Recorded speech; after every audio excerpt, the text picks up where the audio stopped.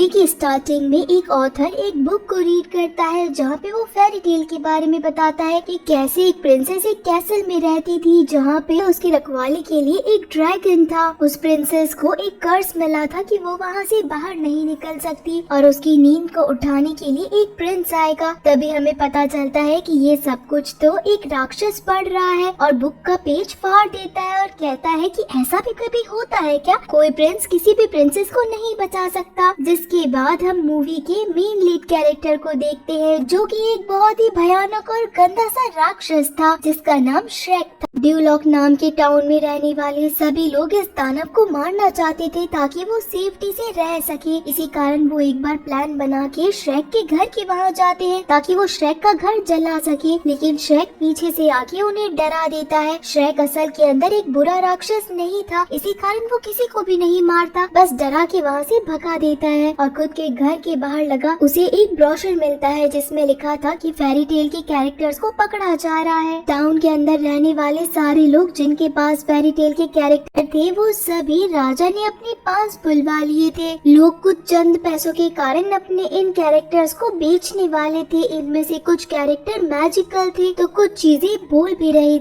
जहाँ बहुत सारे फेरी टेल के क्रिएचर को दिखाया जाता है वहाँ एक बुढ़ी औरत भी होती है जो बेचने के लिए बोलने वाला डोंकी लाई थी, पर वो डोंकी नहीं बोलता। तभी वो बुढ़ी औरत को पकड़ लिया जाता है क्योंकि वो झूठ बोलती है। फिर अचानक उस डोंकी पे फेरी डस्ट गिर जाता है और वो उड़ने लगता है और बोलता भी है, मामू देख अपन तो उड़ने लगे। सब बोलते हैं ये तो बोल सकता है। तभी उस डस्ट की पावर खत्म हो जाती है, वो नीचे आ गिरता है। सारे सैनिक उसे पकड़ने की कोशिश करते हैं पर वो बच के जंगल में भाग जाता है जहाँ वो श्रेक से टकराता है। वो सैनिक भी पीछे से आ जाते हैं पर श्रेक को देख के भाग जाते हैं। डोंकी ये देख के खुश हो जाता है और उसके पीछे पड़ जाता है। वो श्रेक को अपना बीरू मान चुका था, बोले तो बेस्ट फ्रेंड, बट श्रेक उसकी बकबक से इरिटेट हो गया था।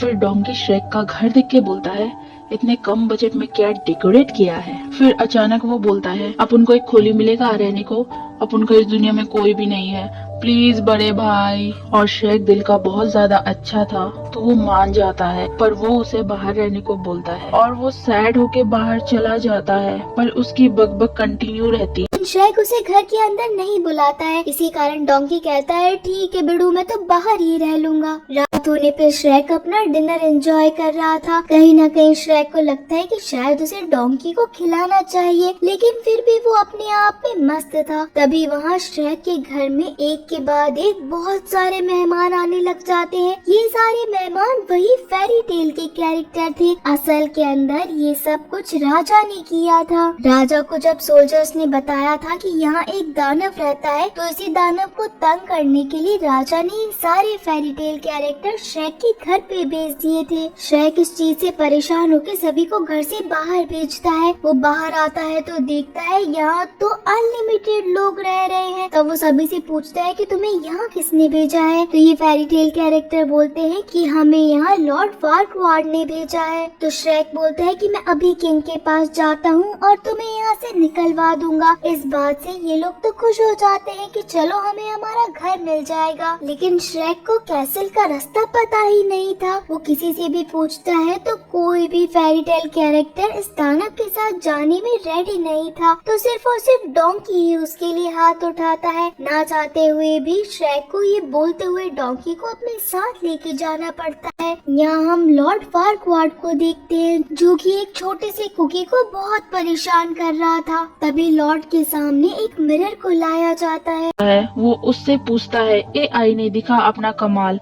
और बता क्या मेरा राज्य है सबसे खुशहाल। वो आईना बोलता है, आप राजा नहीं है पर आप राजा बन सकते हैं। उसके लिए आपको सिर्फ एक राजकुमारी से शादी करनी होगी। वो 3 राजकुमारियां दिखाता है। पहली सिंड्रेला होती है, दूसरी स्नो वाइट होती है, तीसरी जो आग उगलने वाले ड्रैगन के किले में कैद है जिसका नाम फियोना होता है। वो छोटा चेतन नंबर 3 को चूज करता है और बोलता है मुझे किसी को भेजना होगा वहाँ पे।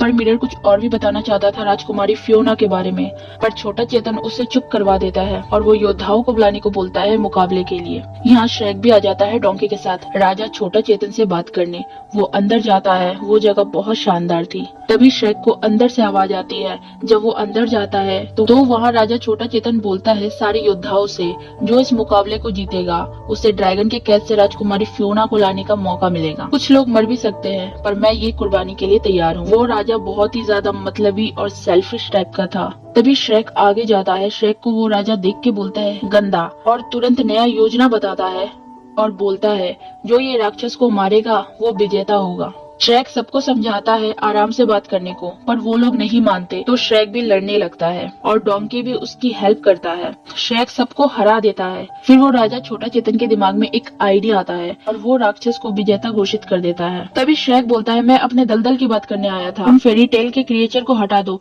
जो तुम्हारी वजह से मेरे दलदल में आके बस गए हैं। वो बोलता है तुम ड्रैगन के किले से राजकुमारी फियोना को ले आओ, मैं तुम्हारा दलदल वापस कर दूंगा। डील फाइनल हो जाता है। श्रेक चल देता है डोंकी के साथ उस ड्रैगन के किले में। डोंकी रास्ते में बोलता है वीरू तू चाहता तो उन लोगों की हड्डियों का चूरन बना सकता था। श्रेक बोलता है सारे राक्षस वैसे नहीं होते हैं जैसा तुम सोच रहे हो डोंकी। फिर वो लोग आगे निकलते हैं। डोंकी यहाँ श्रेक को बहुत समझाता है कि ये प्रिंस बहुत स्मार्ट है, इसने तुम्हें पागल बना दिया है, तुम उसके काम में मत फंसो। लेकिन श्रेक बोलता है कि मुझे मेरा घर वापस चाहिए, इसके लिए मैं कुछ भी कर सकता हूँ। इसी कारण श्रेक डोंकी की बात नहीं मानता और उसे अपने साथ लेके भी नहीं जाता। लेकिन डोंकी कहाँ श्रेक का पीछा छोड़ने वाला था। ये लोग बहुत लंबा सफर करके फाइनली उस जगह तक पहुँच जाते हैं जहाँ पे जलता हुआ लावा था और इसी के साथ बहुत बड़ा कैसल था। इस ब्रिज से जाते हुए डोंकी को डर लगता है, लेकिन फिर भी श्रेक उसे डराते हुए ब्रिज से काफी दूर ले आता है। अब इन दोनों को ड्रैगन और प्रिंसेस दोनों को ढूंढना था, जहाँ पे श्रेक आर्मर पहन लेता है और डोंकी को कहता है कि जाके तुम प्रिंसेस को ढूंढो, मैं ड्रैगन को देखता हूँ। लेकिन गलती से डोंकी का सामना ड्रैगन से हो जाता है, जिसके बाद तो ड्रैगन गुस्से में आके हर तरफ आग उगलने लग जाता है। यहाँ श्रेक इस ड्रैगन को पकड़ने के चक्कर में उसकी टेल पे आ जाता है, लेकिन टेल जैसे ही ड्रैगन घुमाता है तो श्रेक सीधा जाके प्रिंसेस के रूम में गिरता है। यहाँ गुस्से में आया हुआ ड्रैगन डोंकी की तरफ से सारे रास्ते को तोड़ देता है। वहाँ डोंकी को ड्रैगन फंसा देता है और डोंकी बोलता है तुम्हारे दांत कितने बड़े हैं। फिर उसे पता लगता है वो लड़की है। वो उसकी तारीफ करता है और बोलता है तुम ब्यूटी पार्लर गई थी क्या, तुम्हारी आंखें कितनी सुंदर है। फिर ड्रैगन को डोंकी की तारीफ इतनी ज्यादा अच्छी लगती है कि वो डोंकी को उठा के अपने साथ ले जाती है और डोंकी चिल्लाता रहता है श्रेक मुझे बचाओ, मुझे बचाओ। दूसरी ओर श्रेक को दिखाया जाता है। राजकुमारी श्रेक को देख के हाथ में फूल लेके लेट जाती है। उसे लगता है उसका राजकुमार वही है जो उसे बचाने के लिए आया है। पर जब श्रेक उसके पास जाता है राजकुमारी को पकड़कर हिलाता है और बोलता है उठो, और पूछता है क्या तुम राजकुमारी फियोना हो। वो बोलती है हाँ, पर वो बोलती है तुम कर क्या रहे हो, ये हमारी पहली मुलाकात है, तुम्हें नहीं लगता ये थोड़ी स्पेशल होनी चाहिए। और श्रेक उसकी एक भी नहीं सुनता और उसका हाथ पकड़ के गेट तोड़ के निकल जाता है। पूरे टाइम राजकुमारी बोलती रहती है तुम्हें ये करना चाहिए था, तुम्हें वो करना चाहिए था, तुम एक राजकुमार हो। श्रेक बोलता है मुझे सिर्फ तुम्हारे जान की फिक्र नहीं है, और वो डोंकी के पास जाता है जहाँ डोंकी को ड्रैगन ने लपेट रखा था। ड्रैगन डोंकी के प्यार में गिर गई थी। श्रेक जैसे तैसे ड्रैगन के गले में एक लोहे का पट्टा लगा देता है और डोंकी के साथ भागने लगता है। वो ड्रैगन पीछा करती है। श्रेक डोंकी और राजकुमारी को लेके भागता है और ड्रैगन को उसी के जंजीर में फंसा देता है और वो तीनों निकल जाते हैं। वो लकड़ी का पुल भी ड्रैगन जला देता है और वो उन तक नहीं पहुँच पाती। फिर राजकुमारी फियोना श्रेक और डोंकी की बहुत तारीफ करती है कि तुमने मुझे बचा लिया, तुम कितने बहादुर हो। बाहर आने के बाद फियोना जिद करने लगती है कि आखिर मुझे जिसने भी बचाया है मैं उसका चेहरा देखना चाहती हूँ। जहाँ श्रेक मना करता है कि आप मेरा चेहरा मत देखिए, आपको बचाने के लिए लॉर्ड फारक्वाड ने भेजा है। तो फियोना कहती है अगर वो मेरे साथ शादी करना चाहते हैं तो उन्हें यहाँ पे आना चाहिए था, मैं यहाँ से कहीं भी नहीं जाऊंगी, उन्हें ही बुला कर लेके आओ। जिसके बाद श्रेक अपना चेहरा दिखाता है। फियोना हालांकि कहीं न कहीं डर भी जाती है, लेकिन फिर भी वो कुछ नहीं कहती और कहती है कि मैं जाऊंगी तो सिर्फ और सिर्फ लॉर्ड फारक्वाड के साथ जाऊंगी। श्रेक बिना किसी की बात सुने सीधा प्रिंसेस फियोना को अपने ऊपर उठाता है और निकल पड़ता है। आधा रास्ता तय करने के बाद जब फियोना को वो नीचे उतारता है तो फियोना कहती है शाम बहुत हो चुकी है, आज तो हम यहीं पे इंतजार करेंगे, मुझे कुछ सामानों की जरूरत है। जिसके बाद फियोना कुछ पत्थरों के अंदर चली जाती है और बोलती है कि चलो मैं अब सुबह मिलूंगी तुम लोगों से। रात होने पे यहाँ श्रेक और डोंकी सोने वाले थे, लेकिन तभी आपस में ये दोनों बात करते हैं। डोंकी और श्रेक बातें करते हैं और डोंकी बोलता है जब हमारा दलदल मिल जाएगा फिर हम क्या करेंगे। श्रेक बोलता है किसका दलदल, वो सिर्फ मेरा दलदल है। उन दोनों में बहस हो जाती है। डोंकी बोलता है तुम किसे बाहर रखने की कोशिश कर रहे हो श्रेक। श्रेक बोलता है सबको, मुझे लोगों से नहीं, लोगों को मुझसे शिकायत है। जो भी मुझे देखता है चिल्लाता है और बोलता है देखो राक्षस आया, भागो, जान बचाओ। कोई भी मुझे पसंद नहीं करता, इसलिए मैं अकेला रहना चाहता हूँ। और ये सारी बातें राजकुमारी सुन रही होती है।